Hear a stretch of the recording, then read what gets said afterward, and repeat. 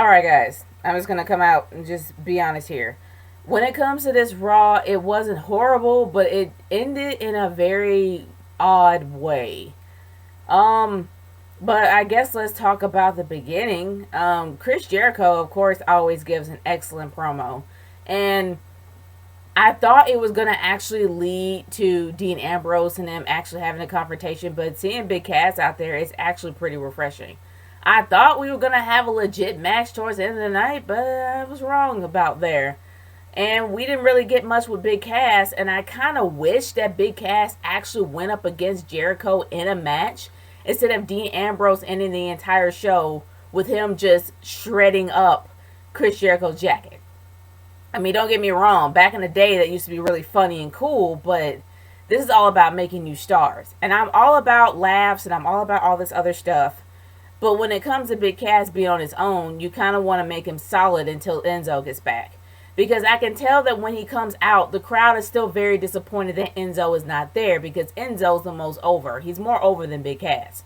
So Big Cass has to do a lot to actually get noticed. So honestly, I kind of wish they had a match with Jericho to make him as a legit wrestler.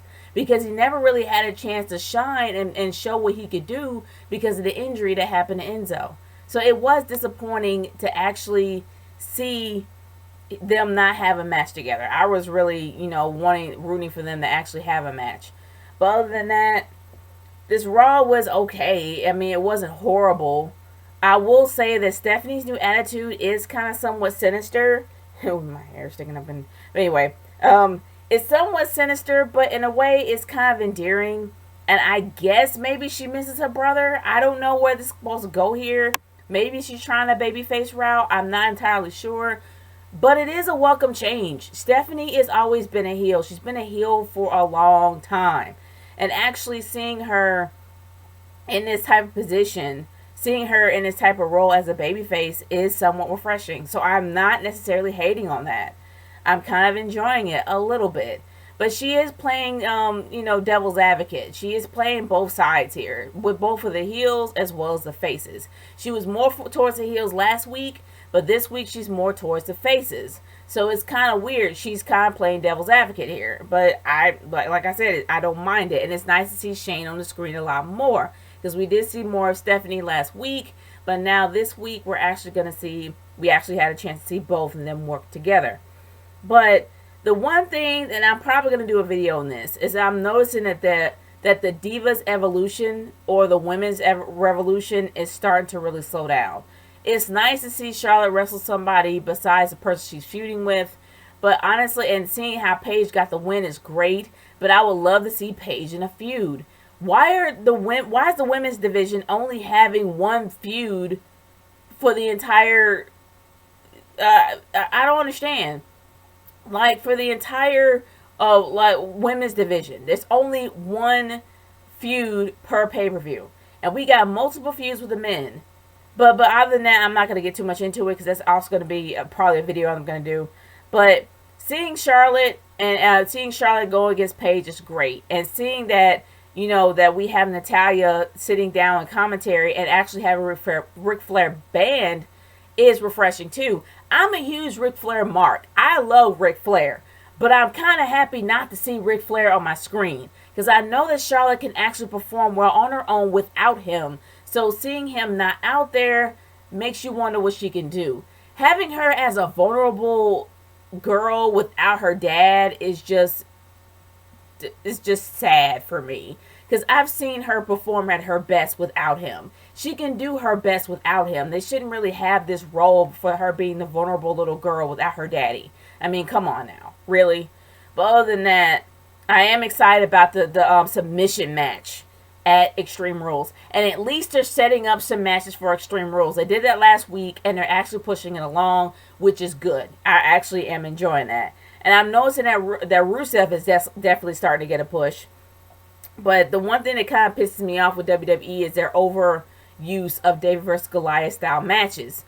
There's a lot that they can do with guys the same size or guys of similar sizes, except for one smaller guy versus a bigger guy. Come on now. Really? I would have been fine if it would have been Zach.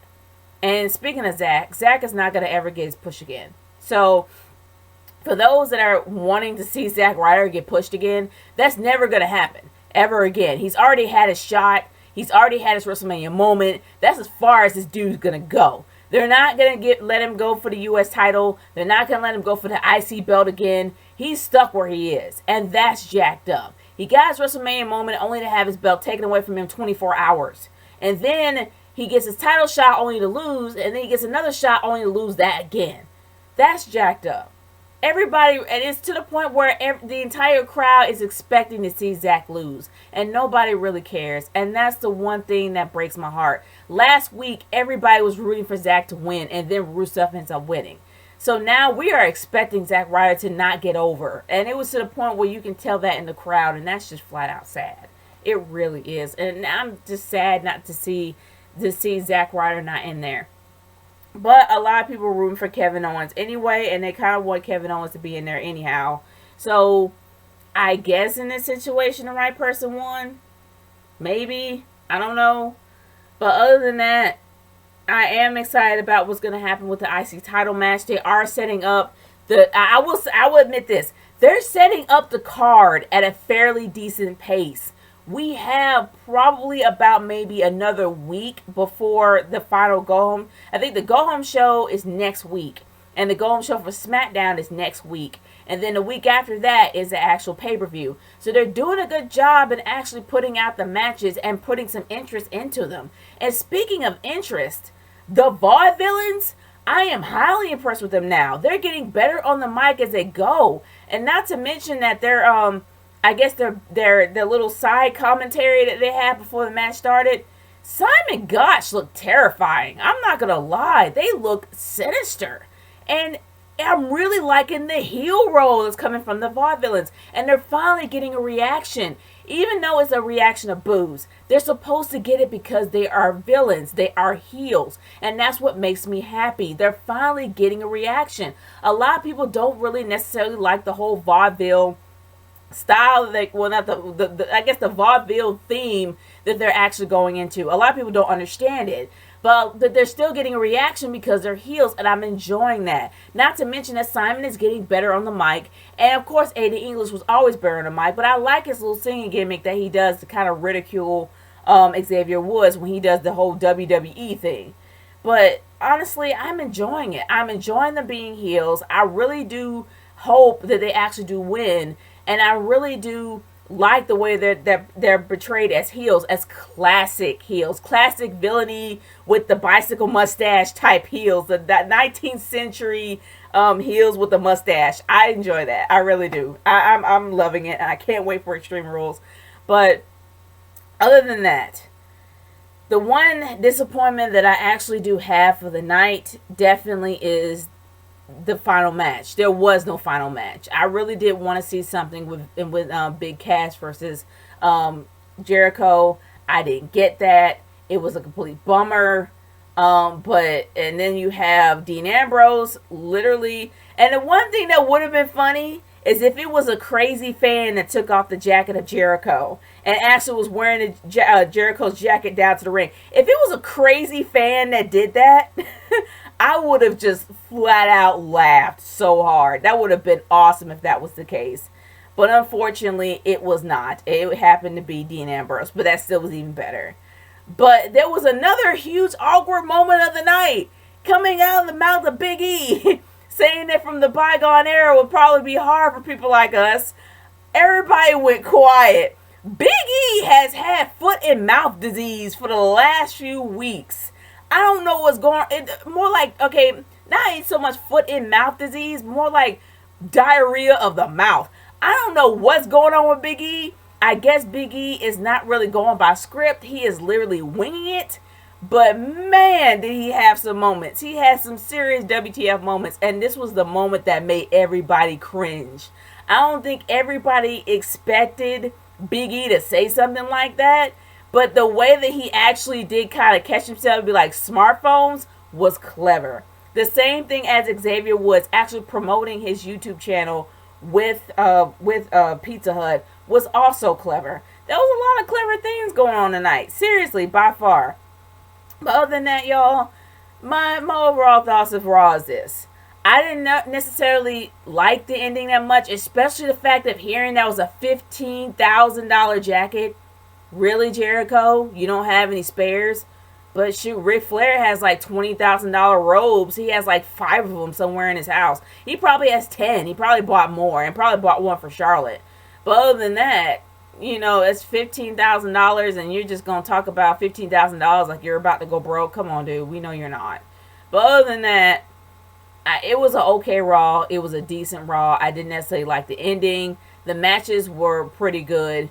And honestly, I don't know why we're seeing the whole rehash of Roman Reigns and the Empire versus the Bullet Club. They're the freaking Bullet Club. Just call them the Bullet Club already. Accept the club. Do not call them the club.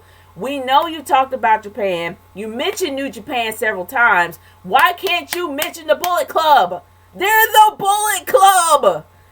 I guess we gotta wait till Extreme Rules to find out whether or not Finn Balor's gonna show up. And maybe they're gonna give him a freaking name. But other than that, we just gotta wait. But my thoughts is this was a okay Raw. At least they're promoting the matches for Extreme Rules, and they at least get you interested in watching it. So I will say that's a plus on them. But guys, I want to hear your thoughts on this. Leave a comment in the comment section below. What are your thoughts about tonight's Raw? What would you change? What would you add in there? What do you think should be done about Extreme Rules? Do you like the matches set up so far? I want to hear y'all's thoughts. It's Nature Girl 30 signing off. Peace out. Later.